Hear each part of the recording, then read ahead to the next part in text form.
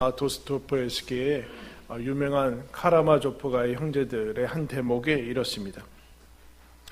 인류를 사랑할수록 특정한 인간을 사랑하기가 힘들어진다. 인류를 위해 거대한 계획을 세우는 꿈을 꾸곤 했다. 필요하다면 기꺼이 십자가를 질 수 있다. 하지만 누구와도 한 방에서 이틀을 지내는 것은 견딜 수 없다. 누구든 가까워지기만 하면 그 사람의 특이한 점이 나를 불편하고 힘들게 만든다. 아무리 좋은 사람이라도 24시간이면 싫어지기 시작한다. 어떤 이는 저녁을 너무 오래 먹어서 싫고, 또 다른 이는 감기에 걸려서 연신 코를 풀어대서 싫다. 누구든 가까워지는 순간 싫어진다. 하지만 언제나 개인들이 싫어질수록 인류 전체를 향한 사랑은 더 불타오른다. 그러니까 구체적인 특정한 나와 만나는 사람은 싫고 이제 거짓 헛된 명분에 사로잡힌 거죠. 인류를 위하고 인류를 사랑한다라는 그런 명분과 외식에 그치기가 우리는 쉽다. 그쪽으로 이제 도망간다. 그렇게 얘기를 합니다. 그래서 이제 스카이 제시라는 그 목사님이 예수님의 진심이라는 책에서 그리스도인은 이렇게 얘기했습니다. 나르시스트는 오직 자신만 사랑한다. 민족주의자는 오직 자기 민족만 사랑한다. 혁명가는 오직 자신의 명분만 사랑한다. 이상가는 오직 자신의 사상만 사랑한다. 인문주의자는 오직 자신의 인류관만 사랑한다. 크리스천은 눈앞에 짜증나는 인간을 사랑한다. 신앙은 여러분 명분이 아니죠. 그죠? 현실과 실제의 그 삶을 도피하기 위해서 우리가 믿음이라는 것을 가지고 있지 않죠. 로마서 이제 15장까지 우리가 오게 됐는데, 하나님께서 예수 그리스도를 통해서 우리가 가질 수 없는 하나님의 의, 흠없고 점없고 영원한 하나님에 들어갈 수 있을 정도의 그 놀라운 하나님의 의를 선물로 주셨다라는 것이 로마서의 말씀이죠. 그것을 받은 우리는 어떻게 살면 될 것이, 어떻게 살 수 있는 특권을 받았는가라는 것이 이제 계속해서 우리가 살펴보고 있는 말씀입니다. 믿음의 신앙의 고급 단계는 무엇인가? 성숙한 모습은 무엇인가? 라고 얘기할 때 오늘 우리가 어떻게 하면 우리는 구체적인 사람을, 나와 만나는 사람들을 하나님의 뜻대로 사랑하면서 성숙한 믿음으로 빚어져 갈 것인가에 대해서 오늘 본문이 얘기를 해주고 있습니다. 오늘 말씀을 통해서 여러분 구체적인 사람을 사랑하며 믿음이 성숙한 그 길로 더욱더 분발하시길 바랍니다. 한번 따라하겠습니다. 약점을 담당하라. 1절 말씀 보면 믿음이 강한 우리는 마땅히 믿음이 약한 자의 약점을 담당하다. 여러분 우리가 살펴봤지만 놀랍죠? 믿음은 다 똑같지 않다라는 것.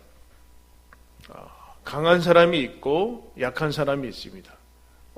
앞에서 얘기했듯이 고기를 우상 숭배에 사용되어졌던 그 고기를 먹을 수 있는 담대한 신앙을 가진 사람이 있는가 하면은 그것을 먹지 못하고 채소만 먹는 연약한 자가 있을 수 있다라고 얘기를 합니다. 그때 세상의 방식은 여러분 우리가 왜 강해지고 유능해지고 높은 자리에 가려고 할까요? 거기에 가면 이제 하향으로 가게 되죠. 강한 자가 세상은 강한 자가 약한 자를 명령하고 통제하고 더 나쁘게는 억압하고 착취할 수 있죠. 강한 자는 그래서 그것을 견고히 그 구조를 견고히 세워서 약한 자들이 자신들의 위로 자신들의 자리를 넘보지 않게끔 독점하는 그런 방식을 이제 가지게 됩니다. 흔히 약육강식이라고 하게 되는데 약육강식 그런 모습으로 우리는 세상도 그렇게 돌아간다라고 얘기를 하고 있고 신앙의 영역도 오면은 강한 거 하나님이 많이 주신 거 하나님이 넘치도록 내가 은사를 받은 것이라는 것을 가지고 있을 때 근데 신앙의 방식은 그와는 다르다. 강한 자가 약한 자를 누르고 억압하는 것이 아니라 오히려 강한 자가 섬기어야 되는 것이 신앙의 모습이고 믿음의 모습이다. 그렇게 여러분 얘기를 하게 됩니다. 즉 강한 자가 자기만 위해서 자기만의 유익을 위해서 살지 않고 뭐라고 얘기하는가? 자기를 기쁘게 하지 말라라고 얘기를 해주고 있어요. 자기를 기쁘게 하지 말아라. 약한 자를, 약점을 담당해 주라. 약점을 담당하는 첫 번째 길은 무엇일까요? 약점을 공격하지 않는 겁니다. 오늘 본문 말씀처럼 비방하는 자, 3절에 나온 비방이라는 것이 나오는데, 우리는 약점을 보면 놀리고 싶고 비방하고 싶고 공격하고 싶죠. 그러면서 그 약점을 극대화해서 아까처럼 자기를 이제 방어하기 시작합니다. 강자가 그런데 섬겨야 된다, 도와줘야 된다. 약자가 약점이 보일 때 도와줘야 된다, 섬겨야 된다, 같이 짊어져야 된다. 그래서 2절에 이렇게 얘기합니다. 우리 각 사람이 이웃을 기쁘게 하되 선을 이루고 덕을 세우도록 할지니라. 선이라는 것이 나오고 덕이라는 것이 나옵니다. 즉 세상의 방식은 자기만 좋게 하고 나만 좋으면 상관없다라는 거로 가는데, 그렇지 않고 하나님께서 우리에게 원래 우리를 만드신 그 목적은 모두가 좋은 쪽으로 가야 된다. 좋은 게 좋은 거라는 것이 아니라 여기서는 분명히 선이라는 것이 나오고 덕이라는 것이 나와요. 생명으로 나아가야 된다. 생명으로 나아가야 된다. 너희들이 좋은 것들, 옳고 그름, 그 모든 것들은 다 좋은데 더 나아가서 선과 덕을 세우는 쪽으로 가야 된다. 그렇게. 그러면 나를 기쁘게 하지 말고 남만 기쁘게 하는가? 나는 맨날 희생만 해야 되는가? 그 얘기가 여러분 아닌 거죠. 그 얘기가 아니에요. 그 이제 희생을 잘 몰라서 그래요. 남을 기쁘게 하는 것의 기쁨을 몰라서 그런 거죠. 여러분, 만약에 맛있는 음식, 요새는 같이 식사를 못하니까, 여러분, 교회의 공동 식사는 같은 메뉴로 먹죠? 뭐 싸워서 먹지 않잖아요. 몰래 싸워서 반찬을 뜯어서 막 그러신 분 계세요? 그렇지 없죠. 근데 여러분, 맛있는 음식을 맛있게 먹는 그 방법은 무엇입니까? 여러분, 어느 날 너무 맛있는 그 음식이 생겼어요. 그럼 어떻게 해요? 문을 닫고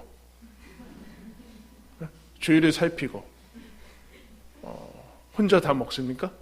한우를 이제 어느 받으면 아무도 연락하지 않고 일주일 내내 나 혼자 먹으면 여러분 맛있습니까? 그렇지 않죠.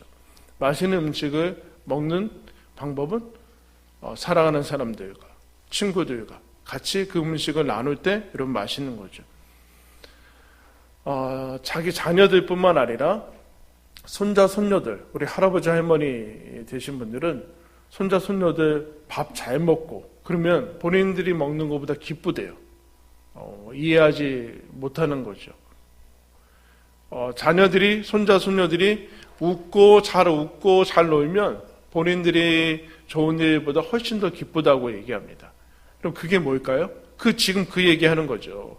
자기를 기쁘게, 자기가 자기 스스로 기쁘게 하는 것보다 남을 기쁘게 하면서 우리 서로가 기쁠 수 있는 그 길로 하나님께서 초대해 주셨다.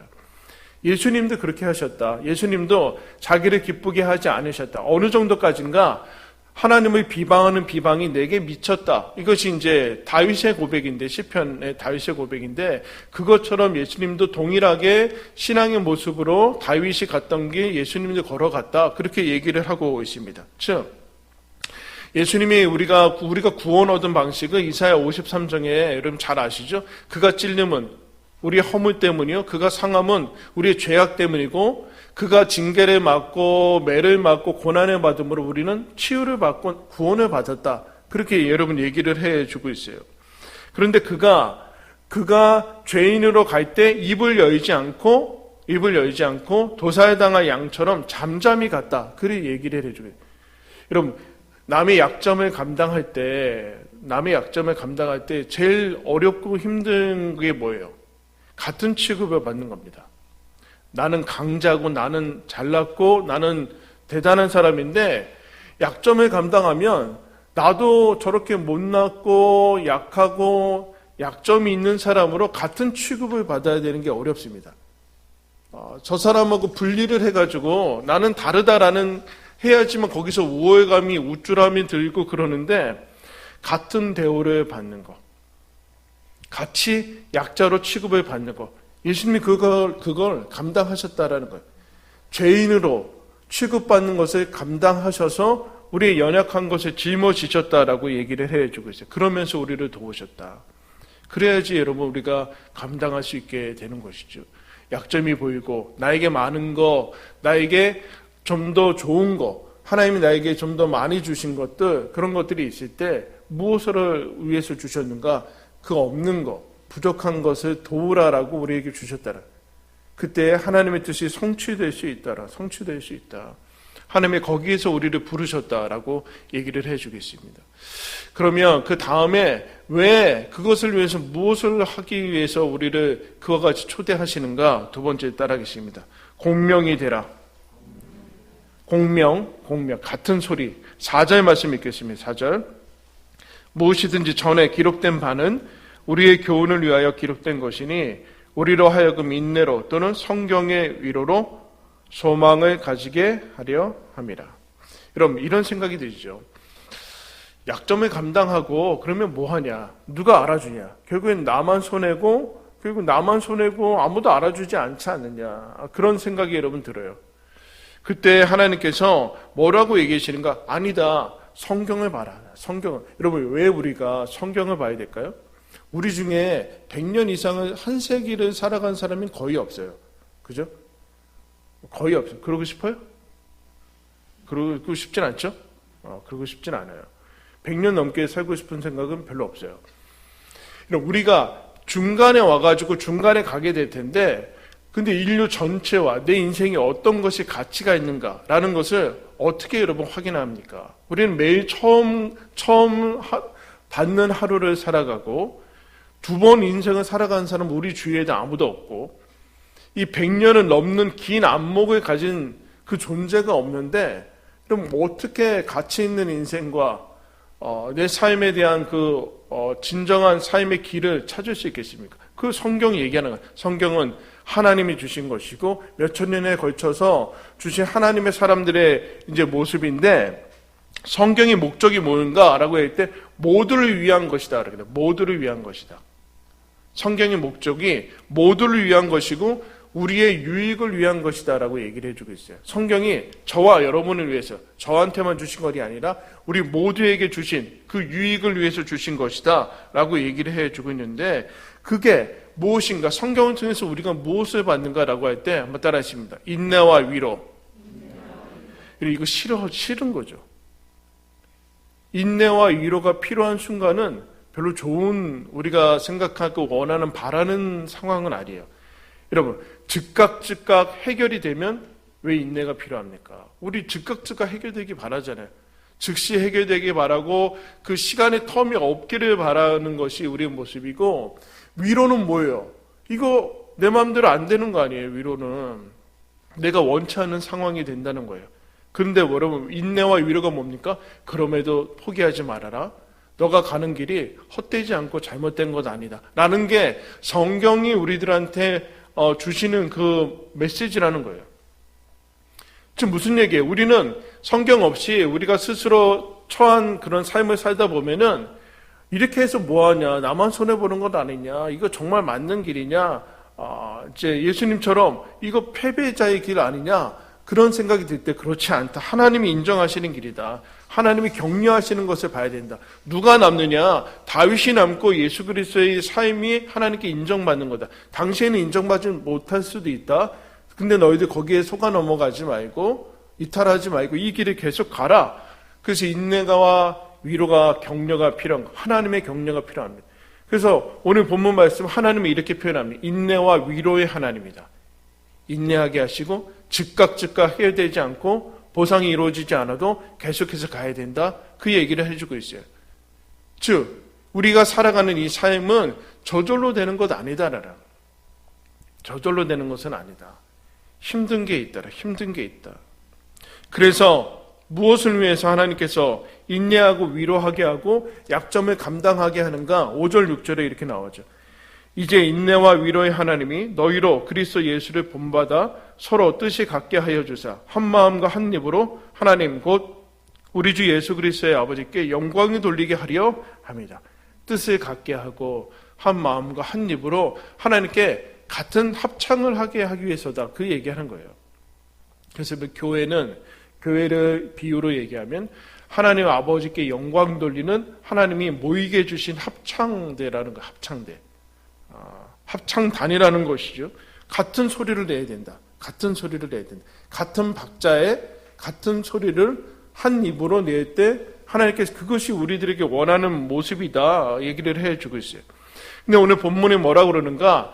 언제 교회가 한 뜻이 되고 한 마음이 될 수 있는가? 뭐라고 그래요? 예수 그리스도를 본받을 때요. 즉 예수님으로만 모여야지만 교회는 하나 될 수 있어요. 제가 여러분 교회를 설명했죠. 교회가 공통 분모가 예수 그리스도가 유일해야 되지, 예수님 말고도 어떤 교회 공동체가 설명이 될 때 그는 세속화되거나 교회는 아니에요. 교회를 이제 어느 교회, 여기는 이제 다 남녀노소, 지역도 다르고 취미도 다르고 좋아하는 음식도 다르고 취향도 다르고 모든 게 달라요. 근데 이게 예수님으로만 설명이 되죠. 예수님 때문에 여기 모였잖아요. 우리가 예수님께서 불러주셔서 모였는데, 그렇지 않고 어떤 다른 것으로 설명이 될 때, 우리는 고향이 같아야 돼 이러면 거긴 향후회지 교회는 아니에요. 직업이 같은 사람만 어라 그러면 이제 거기는 교회는 아니죠. 그럴 수 있는 그런 성향들이 있죠. 우리는 백인들만 어라 이러면 미국은 그래요.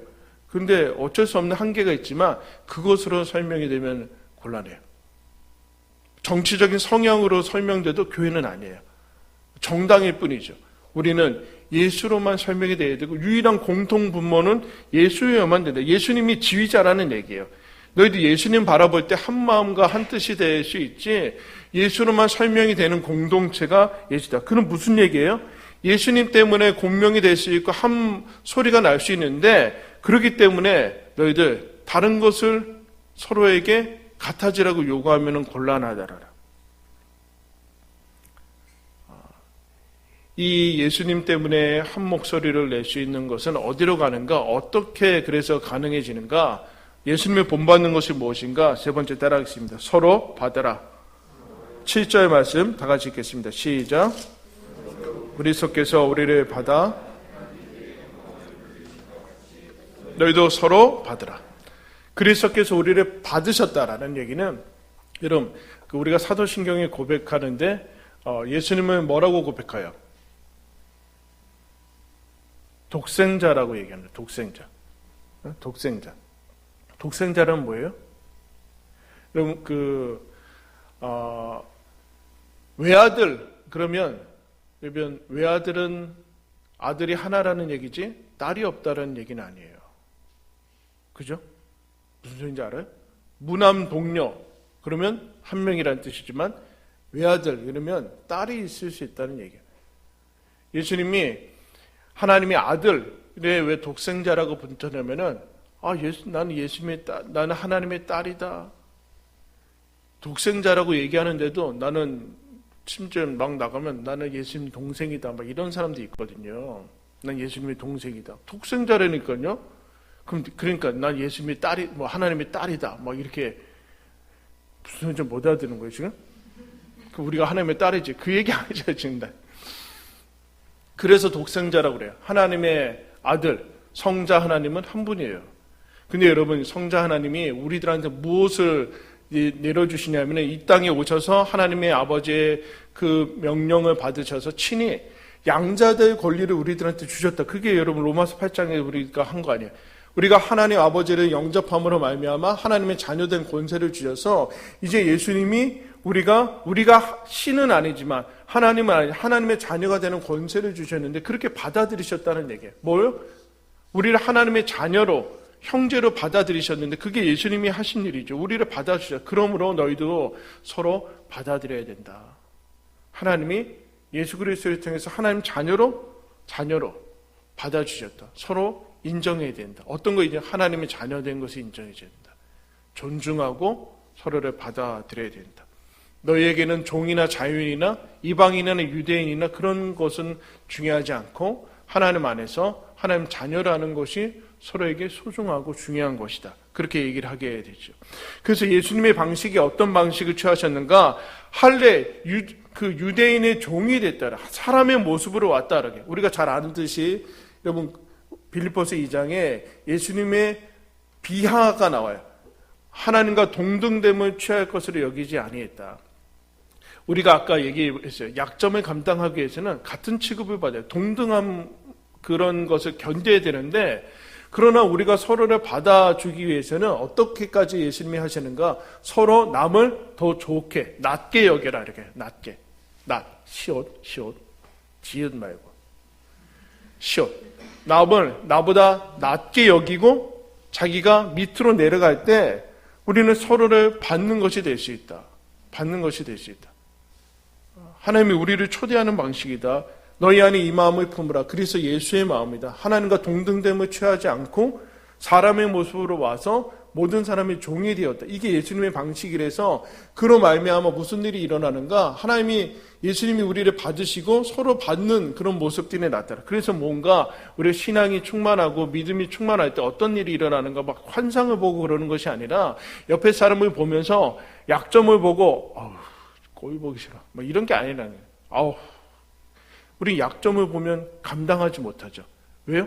내 안에도 그게 있으니까 이 공포심, 내 안에도 내가 이 약점이 들킬까봐 지적을 하고 비방을 하면서 차단을 시키죠. 그렇지 않고 하나님께서 주신 믿음이 우리에게 제대로 작동될 때 무슨 일이 일어나는가? 상대방의 장점이 보이죠.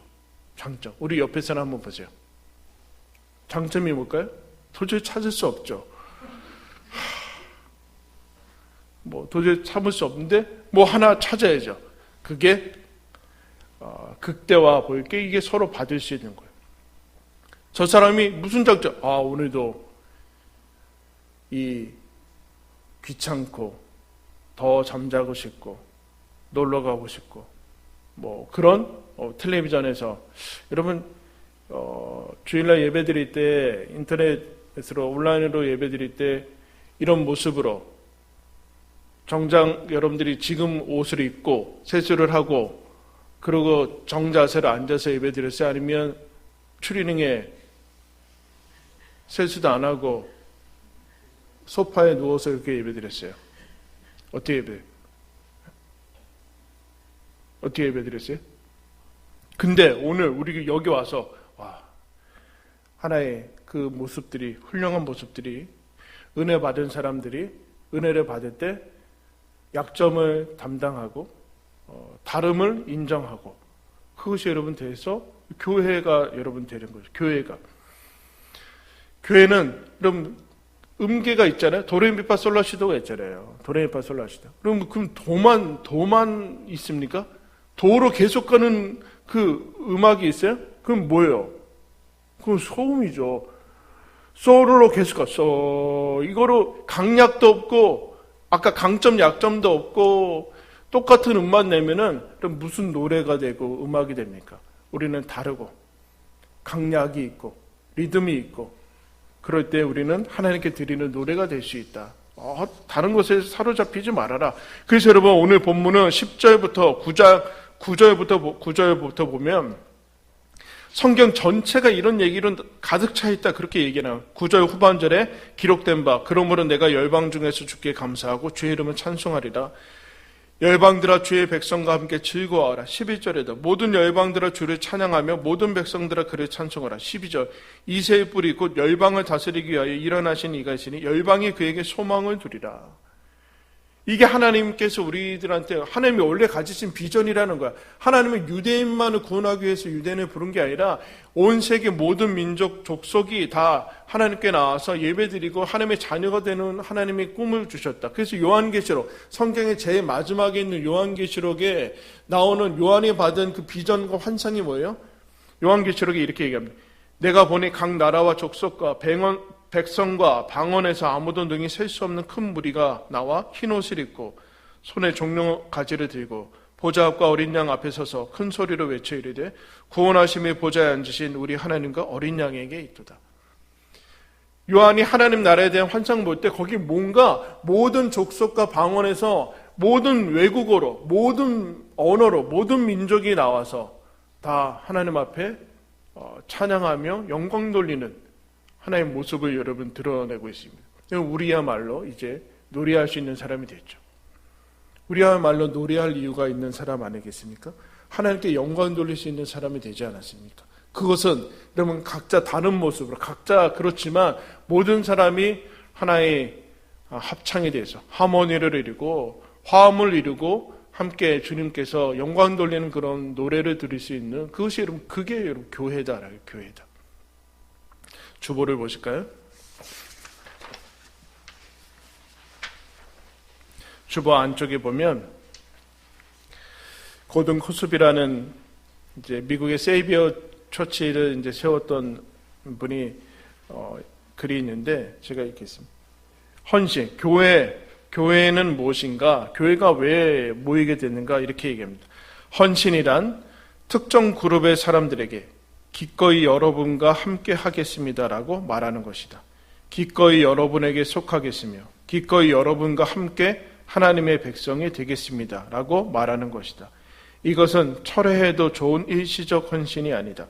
이것은 서로에게서 그리스도의 신비를 볼 때까지 서로의 관계에서 우리가 그리스도의 몸을 이루는 지체임을 알 때까지 서로 깊은 관계를 맺으며 살자고 약속하는 비참하고 비틀대는 한 무리의 죄인들에 대한 헌신이다.